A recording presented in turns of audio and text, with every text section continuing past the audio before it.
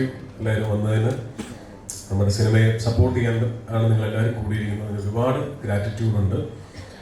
ഞാൻ ചെയ്തുകൊണ്ടിരിക്കുന്ന പാറ്റേണിൽ നിന്ന് വളരെയധികം മാറി ചെയ്യുന്ന ഒരു സിനിമയാണ് തലവൻ. തീർച്ചയായിട്ടും ഒരു ത്രില്ലർ ജോണറിൽ വരുന്ന സിനിമയാണ്. 24-ാം തീയതി മെയ് 24-ന് റിലീസാവുകയാണ്. അപ്പോൾ അതിനെക്കുറിച്ച് കൂടുതൽ അറിയിക്കാനും നിങ്ങളുടെ ചോദ്യങ്ങൾക്ക് മറുപടി പറയാനും വേണ്ടിയിട്ടാണ് ഇരിക്കുന്നത്. അപ്രതീക്ഷിതമായിട്ട് കേക്ക് വന്ന പോലെ ഒട്ടും അങ്ങനെ ആക്സിഡന്റലായിട്ട് സിനിമയിൽ വന്ന ഒരാളാണ്. 30 വർഷമായി നാഷണൽ അവാർഡ് ഉൾപ്പെടെയുള്ള നേട്ടങ്ങളുണ്ട് സിനിമയിൽ. ഒരുപാട് ആളുകൾ ഓർത്തു വയ്ക്കുന്ന, പിന്നെയും പിന്നെയും കാണാൻ ആഗ്രഹിക്കുന്ന, പുനർവായിക്കുന്ന കഥാപാത്രങ്ങളുണ്ട്. 30 വർഷത്തെ ജേണി എങ്ങനെയാണെന്ന് ഞങ്ങളോടൊന്ന് പറയാം. അതിൻ്റെ ജോയ് 30 വർഷപ്പോൾ ഇവിടെ പ്രതീക്ഷിക്കാതെ ഈ വിഘ്നങ്ങൾ തീരം ഗണപതിക്ക് കൊടുക്കുന്ന പോലെ തുടങ്ങിയതാണ്.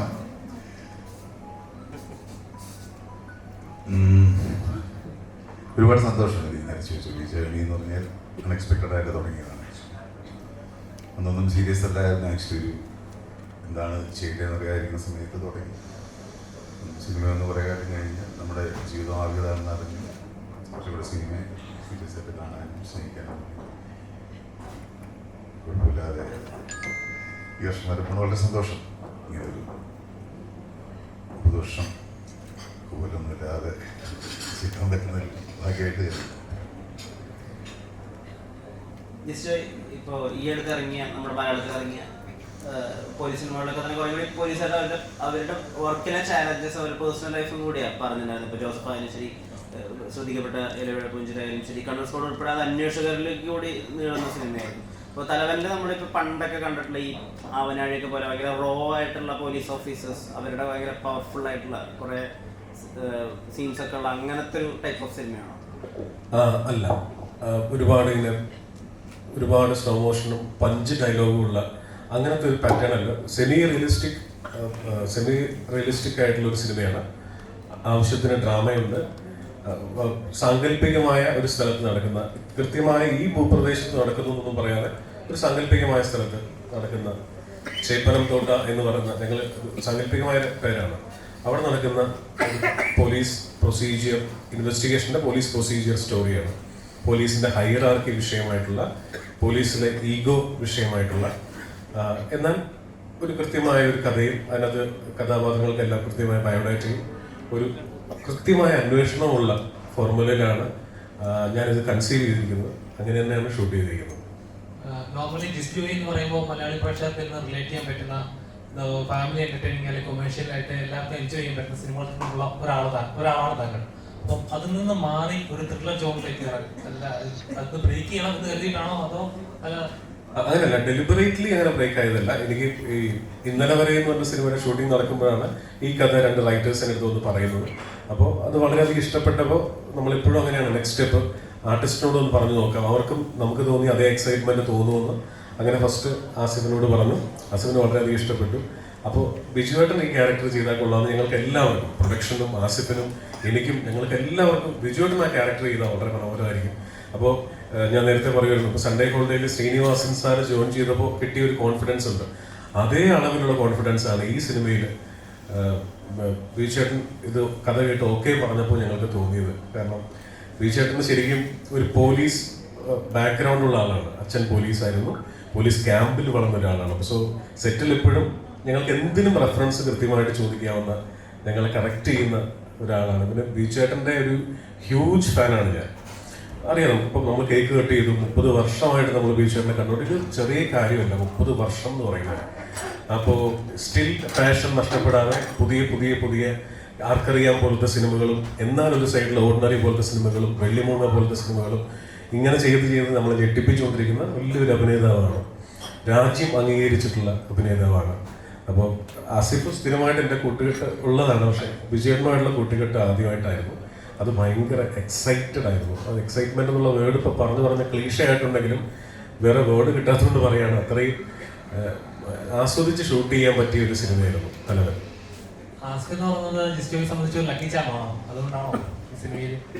തീർച്ചയായിട്ടും എനിക്ക് അങ്ങനെ പ്രത്യേകിച്ച് അങ്ങനെ ഒരു ലക്കി ചാം എന്നുള്ള വേർഡിനകത്തുള്ളൊരു വിശ്വാസത്തിനപ്പുറം ഇതുവരെ ചെയ്ത സിനിമകൾക്കൊക്കെ ആസ് എ ഫിറ്റ് ആയിരുന്നു കഥാപാത്രം. ഇതുവരെ ചെയ്ത എല്ലാ പടങ്ങളും, ഇപ്പോൾ ഈ സിനിമ ഉൾപ്പെടെ.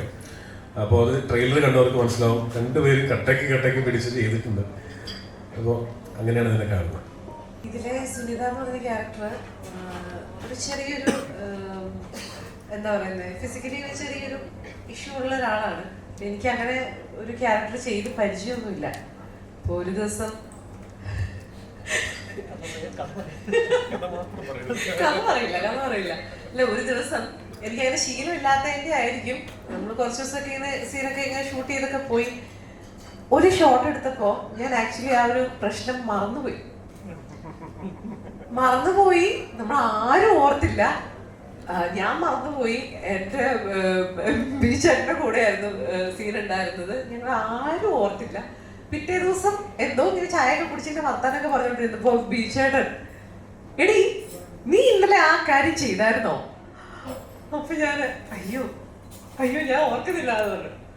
അപ്പൊ ഉടനെ എഡിറ്ററെ വിളിച്ച് ചെക്ക് ചെയ്ത് നോക്കിയപ്പോ സംഭവം ചെയ്തിട്ടില്ല. എന്നിട്ടത് വീണ്ടും റീഷൂട്ട് ചെയ്യേണ്ടി വന്നു.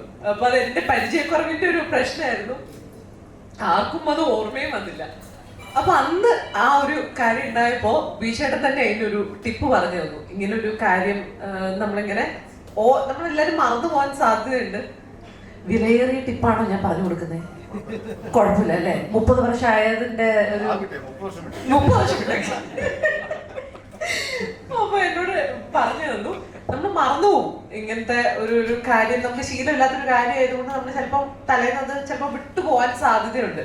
അപ്പോ അത് ഓർക്കാൻ വേണ്ടിയിട്ട് എന്തെങ്കിലും ഒരു എന്താ പറയുന്നത്, ഒരു നീ ക്യാപ്പോ അല്ലെങ്കിൽ ശരീരത്തിൽ നമ്മൾ യൂഷ്വലി ഉപയോഗിക്കാത്ത എന്തെങ്കിലും ഒരു സാധനം, ഒരു സംഭവം നമ്മൾ വെക്കുവാണെങ്കിൽ ഇതെന്തിനാ ഞാനിട്ട് ആ കാര്യം ഓർമ്മ വരും എന്നുള്ള രീതിയിൽ ഒരു ഒരു ഒരു ടിപ്പൊക്കെ എനിക്ക് പറഞ്ഞു തന്നു. അപ്പം പിന്നെന്താ പറയുന്നത്, ഇതെനിക്കൊരു ലേണിംഗ് എക്സ്പീരിയൻസ് തന്നെയായിരുന്നു എല്ലാം കൊണ്ടും. ഈ ഒരു ഇവരുടെയൊക്കെ കൂടെ ബീച്ചേട്ടനെയും ആസ്പിക്കിന്റെ കൂടെ ഒക്കെ മുമ്പ് വർക്ക് ചെയ്തിട്ടുണ്ട്. പക്ഷെ എന്താ പറയുന്നത്, ഈ ഒരു ടീം എന്ന് പറഞ്ഞപ്പോ ജിസ്റ്റേട്ടന്റെ കൂടെ ഒരു സിനിമ ചെയ്യുന്ന ഫസ്റ്റ് ടൈം ആയിരുന്നു. അഞ്ചേട്ടൻ്റെ ഒരു പടത്തിൽ വരുന്ന ഫസ്റ്റ് ടൈമാണ്. അപ്പൊ അതുകൊണ്ട് എന്താ പറയുന്നത്, സന്തോഷമുള്ള ദിവസങ്ങളായിരുന്നു. ആ ദിവസങ്ങളൊക്കെ ഒത്തിരി സന്തോഷമുള്ള ദിവസങ്ങളായിരുന്നു. ഒരു കാലഘട്ടത്തില് വിജയന്റെ ഹിറ്റ് സിനിമകളുടെ ഭാഗമായിട്ട് സമുദ്ര ചേച്ചി ഉണ്ടായിരുന്നു. അപ്പൊ 30 വർഷം പൂർത്തിയാക്കുന്ന ഈ ചേച്ചി കൂടെ കൂട്ടിയിട്ട് 22 വർഷമായിട്ടുണ്ട്. ക്ലിയർ ആയിട്ട് അല്ല, തീർച്ചയായിട്ടും എനിക്ക് ഒരുപാട് സപ്പോർട്ടുണ്ട്. ഒരു ഫാമിലി ബാക്ക്ഗ്രൗണ്ട് നമുക്ക് കറക്റ്റ് ആയാൽ മാത്രമല്ല നമുക്ക് ഫ്രീ ആയിട്ട് സിനിമകളൊക്കെ ചെയ്യാം. സിനിമയിൽ നിന്ന് വന്ന ഒരാളെന്ന രീതിയിൽ സപ്പോർട്ട് വളരെ വലുതാണ്. സിനിമകൾ കണ്ടിട്ടാണെങ്കിലും നമ്മുടെ കുഴപ്പങ്ങളായിരിക്കും നമ്മൾ കൂടുതലായിട്ട് ഫീൽ ചെയ്യാം. അപ്പോൾ അത് കറക്റ്റ് ചെയ്യാൻ വേറെ സിനിമകൾ കാണാൻ പ്രേരിപ്പിക്കാത്ത സിനിമയെ സപ്പോർട്ട് തന്നെയാണ് തീർച്ചയായും. ഇപ്പോൾ ഒരുപാട് പോലീസ് കഥാപാത്രങ്ങൾ നമ്മൾ കണ്ടു. അപ്പോൾ പണ്ട് നമ്മൾ പോലീസ് കഥാപാത്രം എന്ന് ഓർക്കുമ്പോൾ സുരേഷ് ചേട്ടനെയായിരുന്നു ഓർക്കുന്നത്. ഇപ്പോൾ അത് വിജയേട്ടനിലേക്ക് മാറിയിട്ടുണ്ട്. അപ്പോൾ ഇത് കോൺഷ്യസ് ആയിട്ട് എടുക്കുന്നതാണോ അതോ അത് ചെയ്യാൻ നല്ല ഇഷ്ടമായിട്ട് ചെയ്യുന്നതാണോ? ഇത് ആക്ച്വലി സംഭവിച്ചു പോകുന്നതാണ്. തുടക്കത്തിൽ ശ്രദ്ധിക്കാതെ അന്ന് കിട്ടുന്ന കഥാപാത്രങ്ങൾ ചെയ്തു പോയിട്ട് ഇപ്പോൾ അന്നത്തെ നമ്മുടെ ഒരു അപ്പിയറൻസും ഒരു സീരിയസ് റോൾസുമാണ് കൂടുതൽ ചെയ്തത്. അപ്പോൾ ആ സമയത്ത് സപ്പോർട്ടീവ് പോലീസ് ക്യാരക്ടേഴ്സ് റോൾസ് തോന്നിയിരുന്നു. പിന്നെ സിനിമയിൽ കൂടുതൽ ഓപ്ഷന് പോകാതെ ഒരാൾ ഒരു ക്യാരക്ടർ ചെയ്ത് വർക്കൗട്ടായിട്ട് നാച്ചുറലി അവരെ അതിന് വിളിക്കും. അങ്ങനെ കുറേ സിനിമകൾ ചെയ്തിട്ടുണ്ട്. പിന്നെ നമുക്കിന്നെ ഒരു ക്ലീഷയായിട്ട് കുറേ ആൾ അതിൽ മാറി. പിന്നെ വീണ്ടും അത് തുടങ്ങിയത് എൻ്റെ കരിക്കമ്പഴ ഞാൻ ആശയൊക്കെ ചെയ്തതിന് ശേഷം പിന്നെ പോലീസ് ക്യാരക്ടേഴ്സ് വരും, പലത് ഒഴിവാക്കുന്നു. പക്ഷേ ചില കഥകൾ നമുക്ക് ഭയങ്കര ഇഷ്ടമാവും ചെയ്യാൻ. അപ്പം അതിന് ആ സമയത്ത് കൂടുതൽ ഇഷ്ടം കഥയോട് വരുമ്പോൾ ആ ഒരു പ്രേക്ഷകത്തെ പറ്റി അധികം ബോധങ്ങളായിരിക്കും. അതുപോലെ തന്നെ അയ്യപ്പൻ കോശിയിലൊക്കെ വരുമ്പോഴത്തേക്കും ഒരു ഈഗോസ്റ്റിക് ഒരു ഇതുണ്ടല്ലോ, അതുപോലെ തന്നെയാണോ പോലീസിലുള്ള ഒരു ഈഗോസ്റ്റിക് ഇതാണോ ഈ കഥ പറയുന്നത്?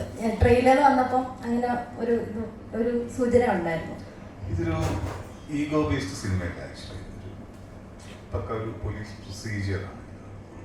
രണ്ടുപേരും വർക്ക് ചെയ്യുന്ന പോലീസിലാണെന്ന് ഒരു ഇൻവെസ്റ്റിഗേഷൻ ഉണ്ട്. തറോ ഇൻവെസ്റ്റിഗേഷൻ, ത്രില്ലിംഗ് ആണ്. എല്ലാ ഒരു സിനിമ നടത്ത സീനിലേക്ക് എന്താണെന്ന് നടക്കാൻ പോകുന്നത് നമുക്ക് കഥ കേട്ടപ്പോണ്ടായിരുന്ന അതേ ആകാംക്ഷ പ്രേക്ഷകരിലേക്ക് എത്തിക്കാൻ വേണ്ടിയിട്ടും നല്ല രീതിയിൽ മേക്ക് ചെയ്യുന്നത് തന്നെയാണ്.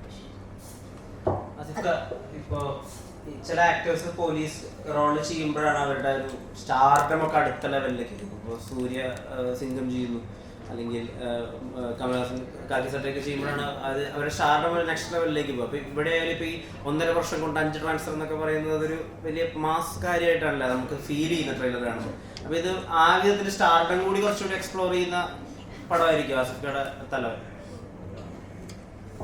അങ്ങനെ ചോദിച്ചാൽ അത് കണ്ടു നോക്കിയതിനു ശേഷം നിങ്ങൾ ജഡ്ജ് ചെയ്യേണ്ടതാണ്. കാര്യം ഇതിൽ ഭയങ്കര സൂപ്പർ നാച്ചുറൽ ആയിട്ടുള്ള ഒരു പോലീസ് ഓഫീസറോ ഈ പറയുന്ന പോലെ കാക്കയോ അങ്ങനെയുള്ള റെഫറൻസ് ഒരു സമയത്ത് മലയാള സിനിമയിൽ ഉണ്ടായിരുന്നു.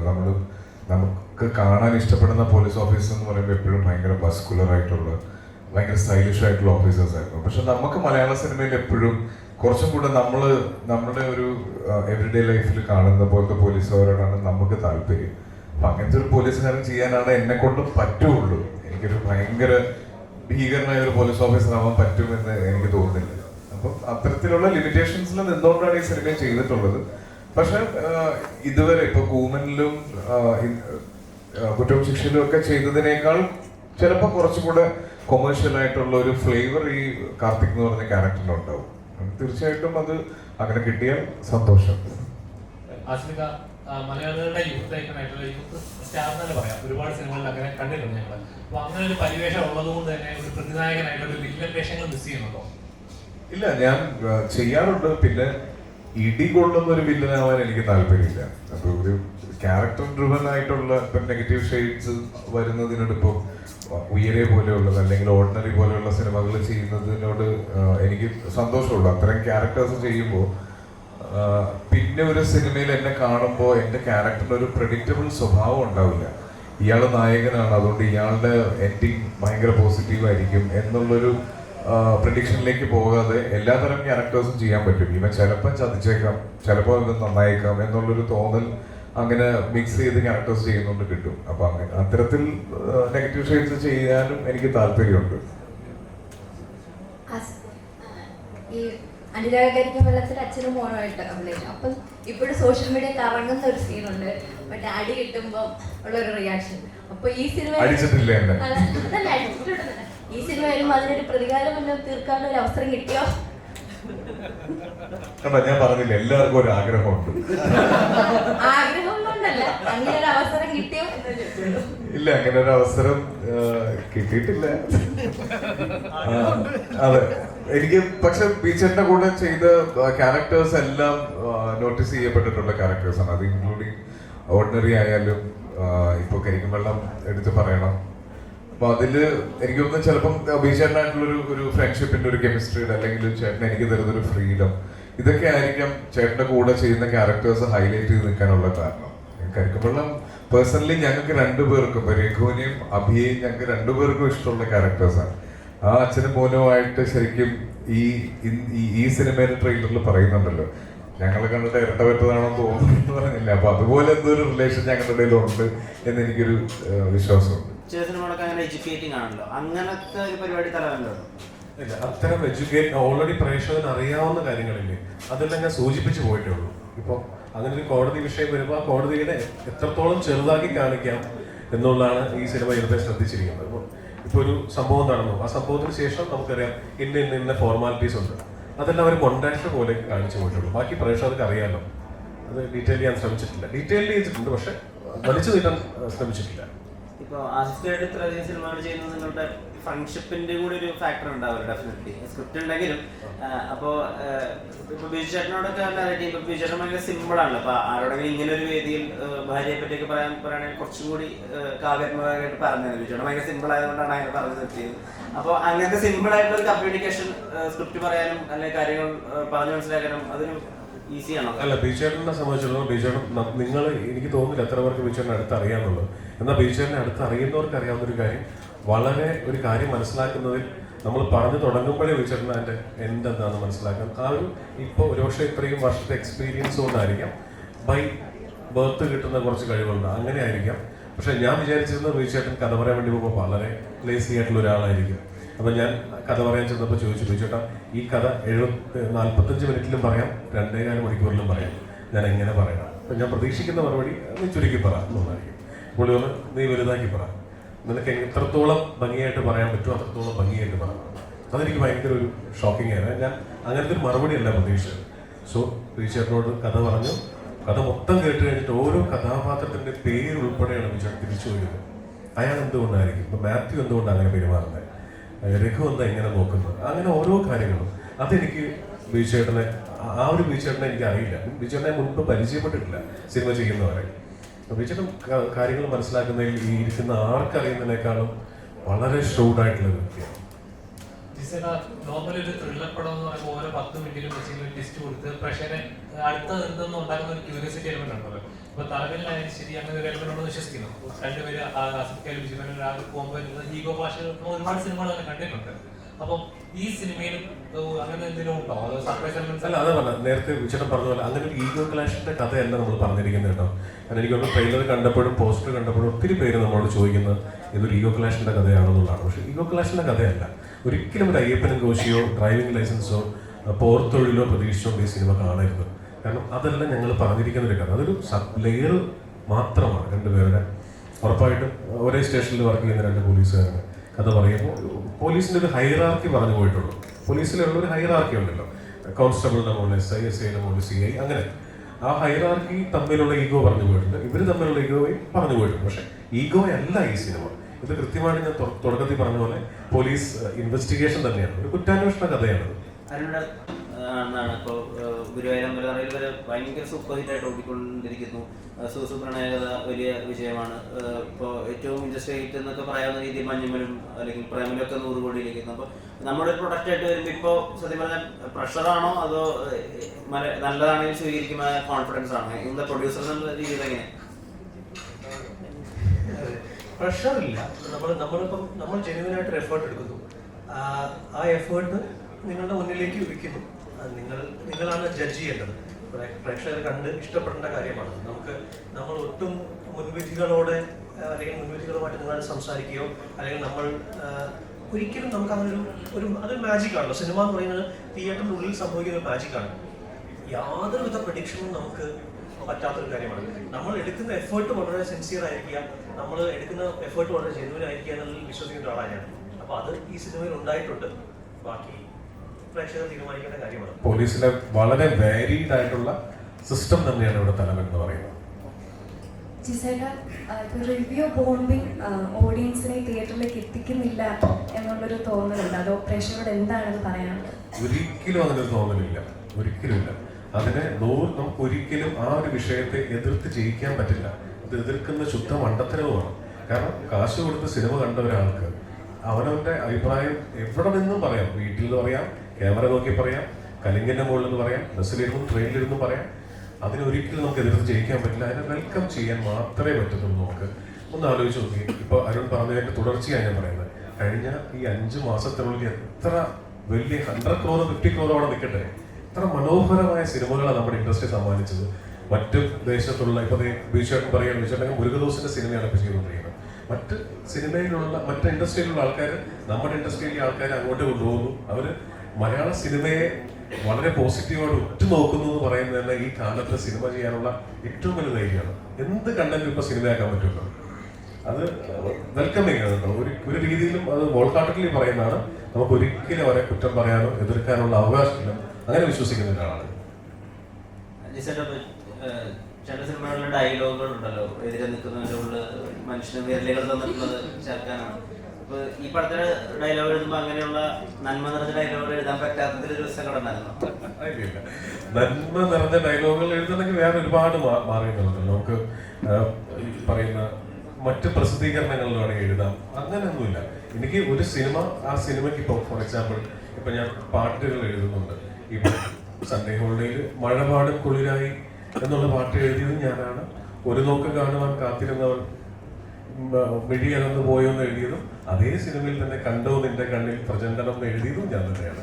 അപ്പോൾ സിനിമയ്ക്ക് മാച്ച് ചെയ്യുന്ന രീതിയിലുള്ള സംഭാഷണങ്ങൾ എഴുതുക എന്നുള്ളതാണ് ഉദ്ദേശിക്കുന്നത്. അല്ലാണ്ട് അങ്ങനെ ഒരു ഫോഴ്സ്ഫുള്ളി ചെയ്താൽ എന്തും പോലെ ഏച്ച് കെട്ടിയാലും മുഴച്ചു നിൽക്കും എന്ന് പറയുന്ന പോലെ അതെപ്പോഴും ശ്രദ്ധിക്കാറുണ്ട്. പ്രത്യേകിച്ച് സിനിമ ഇപ്പൊ വളരെ റിയലിസ്റ്റിക്, താങ്കൾ ചോദിച്ച പോലെ അത്രയും റിയലിസ്റ്റിക് ആയിട്ട് സംസാരിക്കുന്ന സമയമാണ് സിനിമ.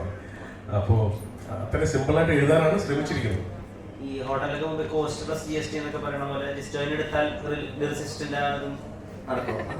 അതല്ല, അത് പാട്ട് ഒരുപക്ഷെ പാട്ടെഴുത്ത് ഞാൻ സിനിമാ സംവിധായകനാകണം എന്ന് ആഗ്രഹിക്കുന്നതിനേക്കാൾ മുൻപ് ആഗ്രഹിച്ചിരുന്നതാണ് പാട്ടെഴുത്തുകാരനാകണം എന്നുള്ളത്. അപ്പോൾ ഓഫ് കോഴ്സ് മറ്റൊരാളെ പറഞ്ഞ് എൻ്റെ സിനിമയുടെ മൂഡ് ഇതാണ്, ഇങ്ങനെ എഴുതണം എന്നൊക്കെ പറയുന്നതിനേക്കാൾ നല്ലത് എനിക്ക് തന്നെ എഴുതാൻ അല്ലേ, അത് ഇഷ്ടമുള്ള ഒരാളായതാണ് ചെയ്യുന്നത്. വിമർശപ്പെടുന്ന 2 സീൻസാണ് ട്രാഫിക്കിലെ സ്മൈലും ഇപ്പോൾ പറഞ്ഞ പോലെ അടികളിൽ അടിയുന്ന സീൻ. അങ്ങനത്തെ എന്തെങ്കിലും പെർഫോമൻസ് നമുക്ക് ഇതിനുണ്ടോ? ഉണ്ട്, തീർച്ചയായിട്ടും. ആ ഈ പറയുന്ന കാർത്തിക് എന്ന് പറയുന്ന കഥാപാത്രം ഡിമാൻഡ് ചെയ്യുന്ന തരത്തിലുള്ള പെർഫോമൻസസ് ഉണ്ട്. ഈ പറയുന്ന എന്താ പറയുക, ഒരു ഡയറക്ടറുടെ കൈ കിട്ടുമ്പോൾ പൊട്ടൻഷ്യലുള്ള 2 ആർട്ടിസ്റ്റുകൾ, ഏത് ആർട്ടിസ്റ്റിനെ കൈ കിട്ടിയാലും നമുക്കത് ഉപയോഗപ്പെടുത്താൻ പറ്റിയില്ലെങ്കിൽ അത് മറ്റാർക്കും അതിന് ഉത്തരവാദിത്തം ഷെയർ ചെയ്യാനും ഞാൻ ആഗ്രഹിക്കുന്നില്ല. അവർ ഉപയോഗിക്കാൻ പറ്റിയിട്ടില്ലെങ്കിൽ അത് എൻ്റെ മാത്രം മിസ്റ്റേക്കാണ്. ഉപയോഗിച്ചിട്ടുണ്ടെങ്കിലും അത് എൻ്റെ മാത്രം പ്ലസ്സാണ്. അത് എല്ലാ ഡയറക്ടേഴ്സിനും റൈറ്റേഴ്സിനും അങ്ങനെ തന്നെയാണ്. പ്രത്യേകിച്ച് ഇവർ ചെയ്തിരിക്കുന്ന കഥാപാത്രങ്ങളെ കുറിച്ച് നമ്മൾ പറയുന്ന നേരത്തെ പറഞ്ഞ പോലെ ആർക്കറിയാമോ ചെയ്തത് വിജുവേട്ടനാണ്. അതേ വിജുവേട്ടൻ തന്നെയാണ് ഓർഡിനറിയും വെള്ളിമുഖയും ചെയ്തത്.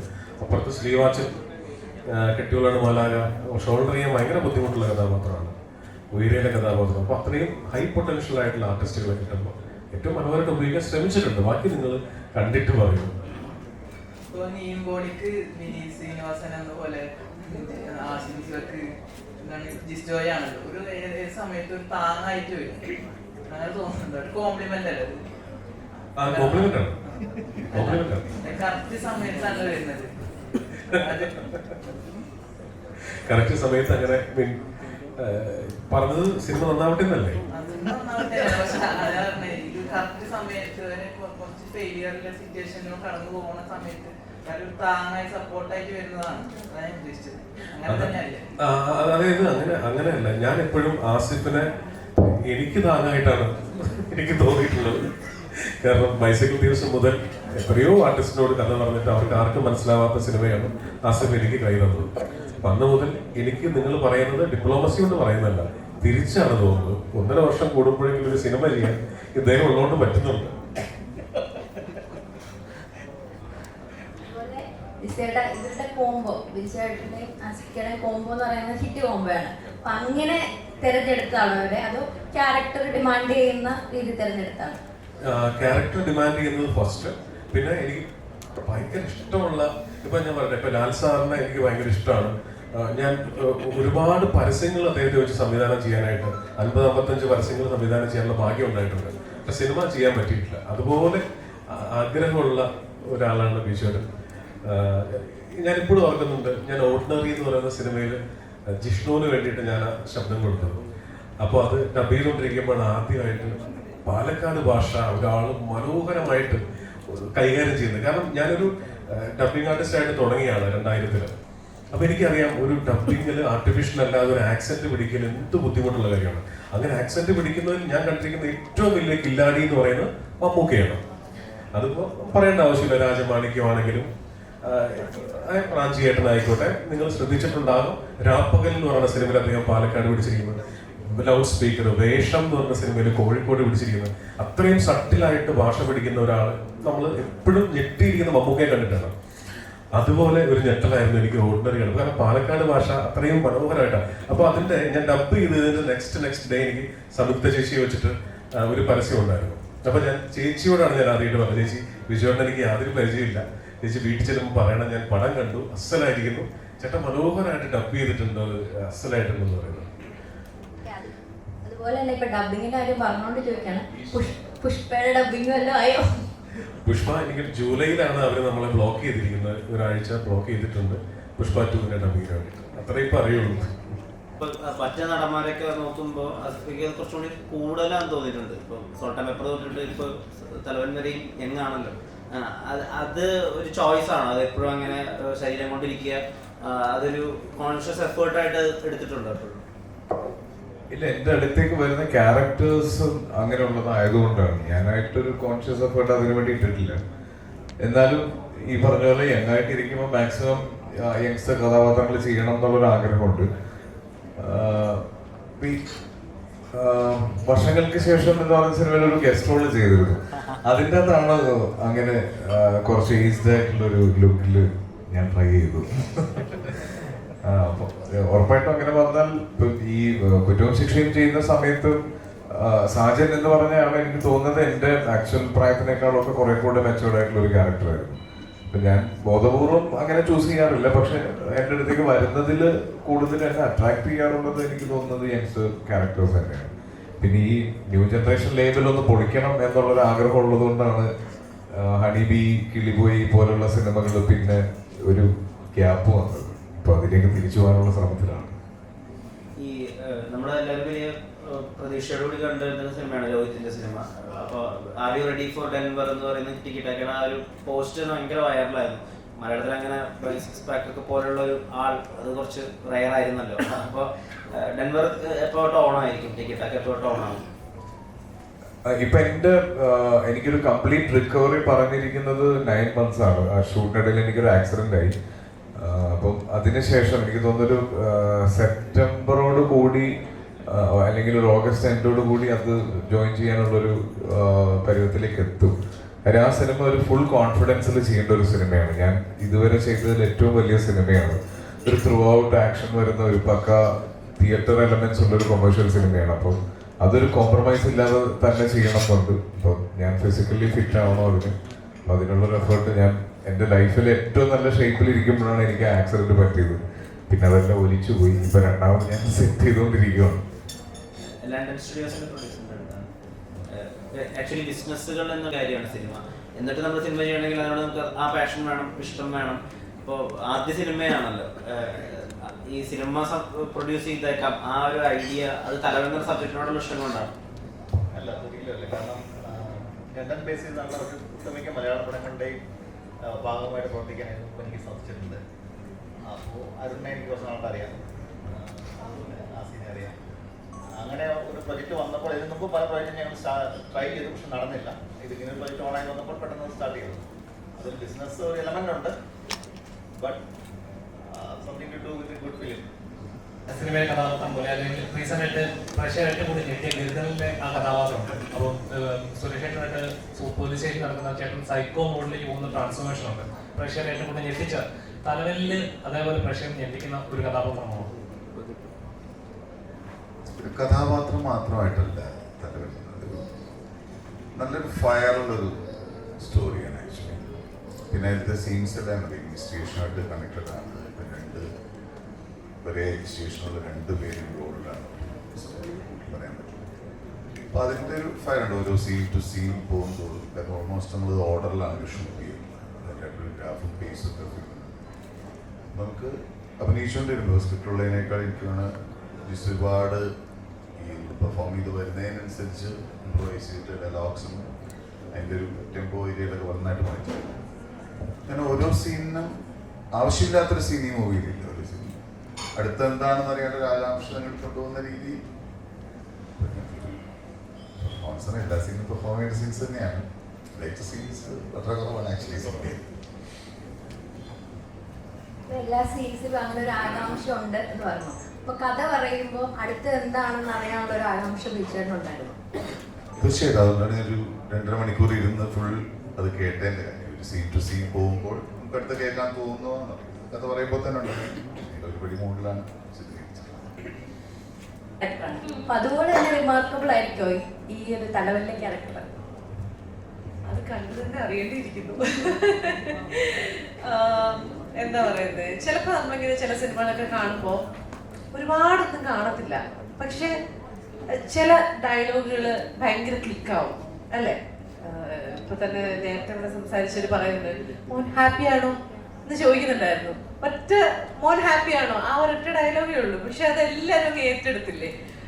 അപ്പൊ അതേപോലെ നമ്മൾ നോക്കുവാണെങ്കിൽ ഒരുപാട് സിനിമകളിലുണ്ട് ചില ചെറിയ കാര്യങ്ങൾ വളരെ ക്ലിക്കായി വരുന്നത്. അതേപോലെ ചില ക്യാരക്ടേഴ്സ് ആദ്യം പോലെ അവസാനം വരെ ത്രൂ ഔട്ടുള്ള ചില ക്യാരക്ടേഴ്സ് കാണുമായിരിക്കും, പക്ഷെ ആ ക്യാരക്ടേഴ്സിനേക്കാളും കൂടുതൽ ക്ലിക്ക് ആവുന്നത് ചിലപ്പോൾ ഒന്ന് വന്നു പോയാളായിരിക്കും, അല്ലെങ്കിൽ ഒരു നോട്ടം അയാളുടെ നോട്ടം കൊള്ളായിരുന്നു അങ്ങനെയൊക്കെ അല്ലേ? അപ്പോ ഇതിലെ എന്റെ ക്യാരക്ടറും ഈ പറയുന്ന പോലെ ലെങ്ത് വെച്ച അങ്ങനെയൊന്നും അല്ല ഞാൻ ജഡ്ജ് ചെയ്യാൻ ഉദ്ദേശിക്കുന്നത്. നല്ലൊരു സിനിമയുടെ ഒരു നോട്ടബിൾ പാർട്ട് ആവുക എന്നുള്ളതായിരുന്നു എൻ്റെ ഒരു ഉദ്ദേശമുള്ളത്. അപ്പോ അത് അങ്ങനെ വരും എന്ന് ഞാൻ വിചാരിക്കുന്നു.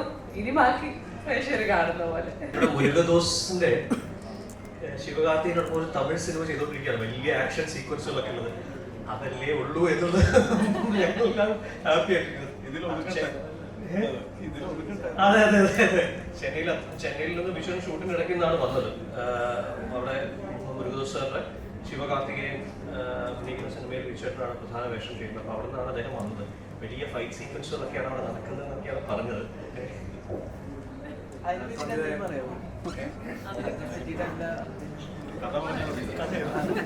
ഇതിനെ പറ്റിയാണ് അല്ല, അതൊരു മുരുകദോസ് ഫിലിം തന്നെയാണ്, ടിപ്പിക്കൽ മുരുകദോസ് ഫിലിം തന്നെയാണ്. ശിവകാർത്തികേയൻ ഒരു വലിയ ബഡ്ജറ്റ് കൊമേഴ്സ്യൽ വലിയ ബഡ്ജറ്റ് വലിയൊരു 1 വർഷത്തോളം തന്നെ ഷൂട്ടുണ്ട് മൂവിയാണ്. നല്ല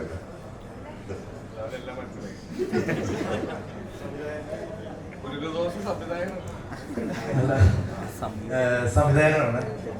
ഇപ്പൊ നിലവില് വളരെ ചർച്ചാ വിഷയമായ ചില കാര്യങ്ങളുണ്ട്. അതായത് ജാതി പറയാൻ പാടില്ല സിനിമയില്, അതുപോലെ മറ്റു പല പല സമൂഹത്തിൽ നിലനിൽക്കുന്നതും ആയ പല കാര്യങ്ങളും സിനിമയിൽ വന്നു കഴിഞ്ഞാൽ അത് ചില ആൾക്കാർക്ക് അത് ഭയങ്കരമായിട്ട് വേദനിപ്പിക്കുന്നു, അല്ലെങ്കിൽ ഒരു പ്രത്യേക അജണ്ട വെച്ച് സംസാരിക്കുന്നു എന്നുള്ള രീതിയിലൊക്കെ വരുന്നുണ്ട്. ഇവരൊരു സംവിധായകൻ എന്നുള്ള രീതിയിൽ അതിനെയൊക്കെ എങ്ങനെയാണ് കാണുന്നത്? ഈ ഒരു സ്റ്റേറ്റ്മെന്റിനോടൊക്കെ എങ്ങനെയാണ് കാണുന്നത്? ഈ സ്റ്റേറ്റ്മെന്റിന് എങ്ങനെ കാണുന്നു? എനിക്ക് സിനിമ ആരെയും മുറിവേൽപ്പിക്കാനുള്ള ഒരു ഉപകരണം അല്ലെന്നുള്ളൊരു വിശ്വാസമുണ്ട്. അത് ഉറപ്പായിട്ട് എത്ര കാലം സിനിമ ചെയ്തു, അല്ലെങ്കിൽ ഈ മാധ്യമങ്ങളിൽ എത്ര കാലം ഉണ്ടോ അത്രയും കാലം അടിയുറച്ച് വിശ്വസിക്കുന്ന ഒരു കാര്യമാണ് ഒരു സമൂഹത്തെയും പ്രത്യേകിച്ച് മതസമൂഹത്തെ ഒരു കാരണവശാലും പ്രക്കിയാനുള്ള മുറിവേൽപ്പിക്കാനുള്ള ഉപാധിയല്ല ഏറ്റവും പവർഫുള്ളായിട്ടുള്ള മീഡിയം എന്ന് പറയുന്ന സിനിമ. കാരണം ഈ ലോകത്തെല്ലാം നഷ്ടപ്പെട്ടിരിക്കുമ്പോഴും ദൈവമേ എന്ന് വിശ്വസിച്ച്, ഒരു മതത്തിൽ വിശ്വസിച്ച്, ഒരു ബിലീഫിൽ പോകുന്ന ആൾക്കാരുണ്ട്. അവരുടെ കോൺഫിഡൻസ് കളയുന്ന ഒരു പരിപാടിയും എനിക്ക് സപ്പോർട്ട് ചെയ്യാൻ പറ്റുന്നതല്ല. പിന്നെ നമ്മളിവിടെ ഈ നാട്ടിൽ ജീവിക്കുമ്പോൾ ഈ നാട്ടിൻ്റെ നിയമങ്ങളുണ്ട്. ഇപ്പം നമ്മൾ പുകവലി ആരോഗ്യത്തിന് ഹാനികരം എന്ന് എഴുതി കാണിക്കുന്നത് പോലെ സെൻസർ ബോർഡും അതിന് നിഷ്കർഷിച്ചിരിക്കുന്ന ആൾക്കാരും എന്ത് പറയുന്നോ അതിനെ പാലിച്ചുകൊണ്ട് സിനിമ ചെയ്യാമെന്നുള്ളതാണ് ഞാൻ പറയുന്നത്. അതിനൊന്നും വെല്ലുവിളിക്കാനായിട്ട് ആഗ്രഹിക്കുന്ന ഒരാളല്ല ഞാൻ പേഴ്സണലി.